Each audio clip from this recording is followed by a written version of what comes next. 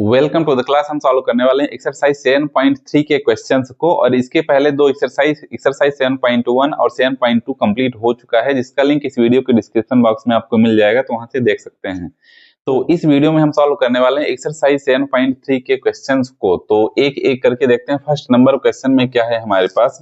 तो first number question में है triangle ABC and triangle DBC। दो ट्रायंगल इसमें देख पा रहे हैं आप, ट्रायंगल ABC और ट्रायंगल DBC। दो, एक DBC छोटा वाला ट्रायंगल है और ABC ये बड़ा वाला ट्रायंगल है।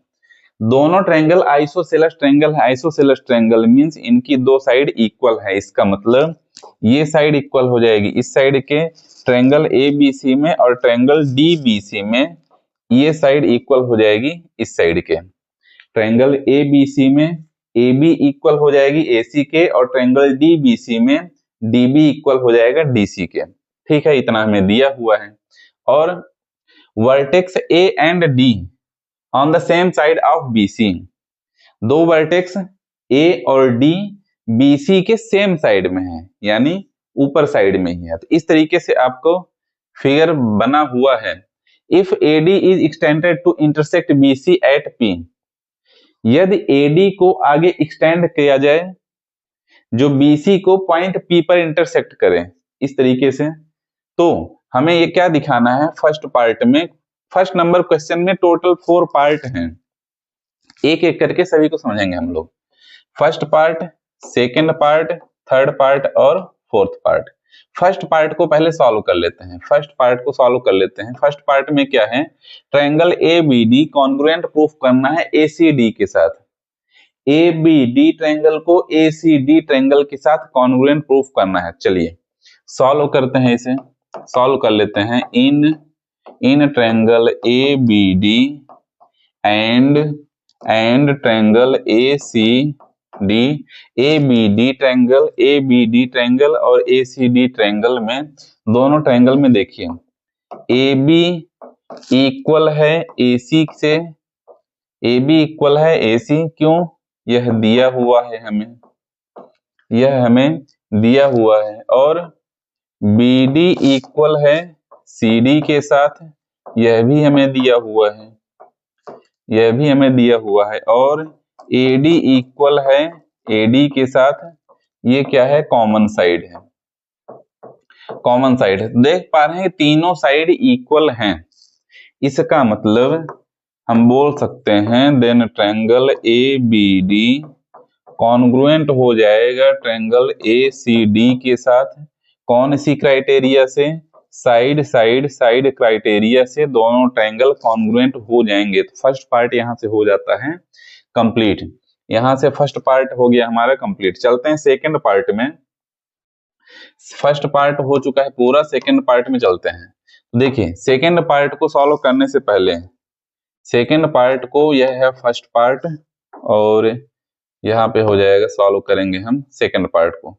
सेकंड पार्ट को सॉल्व करने से पहले ध्यान से देखिएगा कि अभी हमने क्या प्रूफ किया है, ट्रायंगल ABD कॉन्ग्रुएंट प्रूफ किया है ट्रायंगल ACD के साथ। ABD ट्रायंगल ACD ट्रायंगल के साथ कॉन्ग्रुएंट प्रूफ किया है। इसका मतलब हम बोल सकते हैं कि यह एंगल इस एंगल के इक्वल हो जाएगा। मान लेते हैं यह इस एंगल का नाम है 1 और इस एंगल का नाम है 2। तो यहाँ पे हम बोल सकते हैं एंगल 1 इक्वल्स टू एंगल 2। कौन से रूल से? CP/CT के रूल से दोनों एंगल हो जाएंगे इक्वल। इसे मैं मान लेता हूं इक्वेशन नंबर 1। अब कौन कौन से ट्रायंगल को कॉन्ग्रुएंट प्रूफ करना है? सेकंड पार्ट में ट्रायंगल ABP ट्रायंगल को ACP ट्रायंगल के साथ कॉन्ग्रुएंट प्रूफ करना है। तो now in triangle ABP and triangle ABP triangle और ACP ट्रायंगल में, दोनों ट्रायंगल में ध्यान से देखिएगा, AB इक्वल है AC के साथ। यह हमें दिया हुआ है क्वेश्चन में ही दिया हुआ है कि AB AC के इक्वल है, AB AC के इक्वल है, यह हमें दिया हुआ है। और AP इक्वल है AP के साथ। क्यों दोनों इक्वल हैं? क्योंकि दोनों कॉमन साइड हैं, दोनों कॉमन साइड हैं। और एंगल 1 इक्वल हो जाएगा एंगल 2 के साथ बाई इक्वेशन 1। इक्वेशन 1 में आप देख सकते हैं एंगल 1 और एंगल 2 दोनों इक्वल हैं। अब देखिए A B P triangle A C P triangle में दो साइड इक्वल हैं और उनके बीच का एंगल इक्वल है।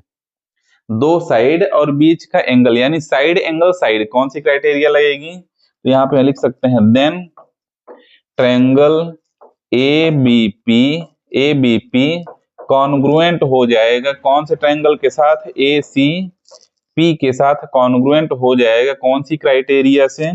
साइड एंगल साइड क्राइटेरिया से दोनों ट्रायंगल कॉन्ग्रुएंट हो चुके हैं। और यही सेकंड पार्ट में बोला गया था कि दोनों ट्रायंगल को कॉन्ग्रुएंट प्रूफ करना है। ठीक है, यहां तक हो चुका है कंप्लीट।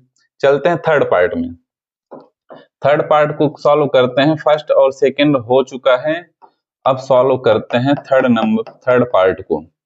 देखिए थर्ड पार्ट में क्या है कि एपी बाइसेक्ट है angle A as well as angle D.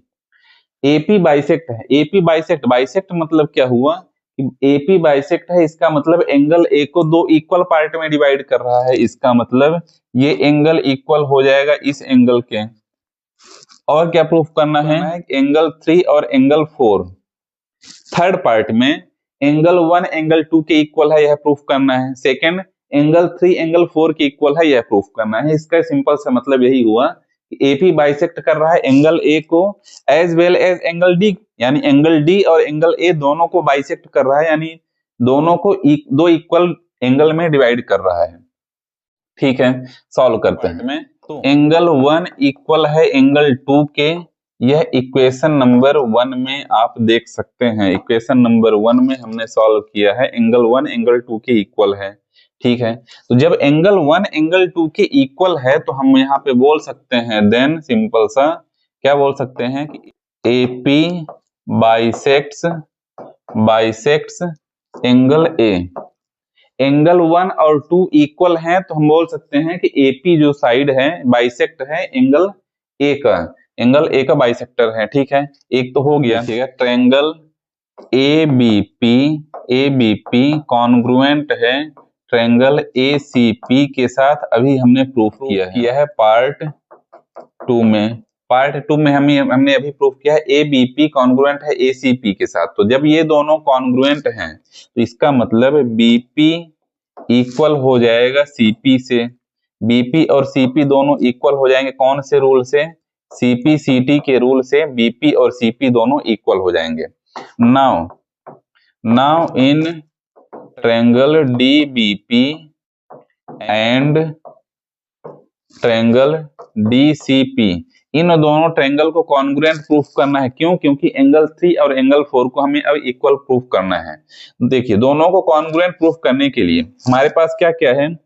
DB equal है डीसी के साथ, यह हमें दिया हुआ है। डीबी इक्वल है डीसी के साथ और बीपी इक्वल है सीपी के साथ। इसे इक्वेशन नंबर 2 में मान लेता हूं। बीपी इक्वल है सीपी के साथ, इक्वेशन नंबर 2 में देख सकते हैं बीपी सीपी इक्वल है। और डीपी इक्वल है डीपी के साथ। क्यों? क्योंकि यह कॉमन है। तो सिंपल से हम यहाँ पे बोल सकते हैं देन ट्रायंगल डीबीपी कॉन्ग्रुएंट हो जाएगा ट्रायंगल डीसीपी के साथ। कौन सी क्राइटेरिया से? साइड क्राइटेरिया से दोनों ट्रायंगल कॉन्ग्रुएंट हो जाते हैं। दोनों ट्रायंगल जब कॉन्ग्रुएंट हो गए तो हम यहाँ पे बोल सकते हैं एंगल 3 इक्वल हो जाएगा एंगल 4 के साथ। कौन से रूल से? सीपीसीटी से। सीपीसीटी के रूल से एंगल 3 और एंगल 4 भी दोनों इक्वल हो चुके हैं। तो यहाँ पे मैं बोल सकता हूं देयरफॉर यहाँ पे लिखा जा सकता है एपी बाइसेक्ट्स एंगल डी।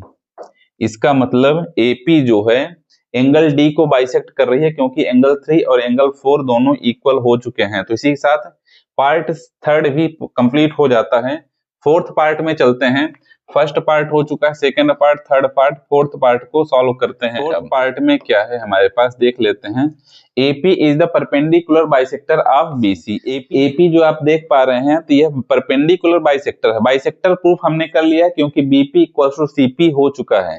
इसमें से सिंपल हमें यह प्रूफ करना है कि यह परपेंडिकुलर है। AP लाइन BC लाइन पर परपेंडिकुलर है, इसका मतलब ये 90 डिग्री के एंगल यहाँ पे बना रही है और दोनों साइड 90 डिग्री के एंगल बन रहा है। यह एंगल 1 है, 2, 3 और 4 था, इसे मैं मान लेता हूं एंगल 5 और यह हो गया एंगल 6। अब देखिए triangle DBP congruent triangle DCP। अभी थर्ड पार्ट में हमने इन दोनों ट्रायंगल को कॉन्ग्रुएंट प्रूफ किया है। तो जब ये दोनों ट्रायंगल कॉन्ग्रुएंट हैं, ट्रायंगल DBP कॉन्ग्रुएंट है ट्रायंगल DCP के साथ, तो सिंपल से हम बोल सकते हैं कि एंगल 5 इक्वल हो जाएगा एंगल 6 के साथ। क्यों दोनों इक्वल हैं? By CPCT। CPCT के रूल से एंगल 5 और एंगल 6 दोनों इक्वल हो जाएंगे। नाउ एंगल 5 प्लस एंगल 6 यह इक्वल हो जाता है 180 डिग्री के। क्यों? आपको पता ही है कि लीनियर पेयर के एंगल्स का सम 180 डिग्री होता है। एंगल 5 और एंगल 6 का सम 180 डिग्री हो गया, तो एंगल 5 और एंगल 6 दोनों इक्वल हैं। तो यहाँ पे लिख सकता हूँ एंगल 5 प्लस एंगल 6 को मैं लिख सकता हूँ एंगल 5 इक्वल्स टू 180 डिग्री। तो यहाँ से हो गया 2 angle 5 equals to 180 degree. Angle 5 equals to 180 divided by 2, then angle 5 equals to 90 degree. Angle 5 आ गया 90 डिग्री।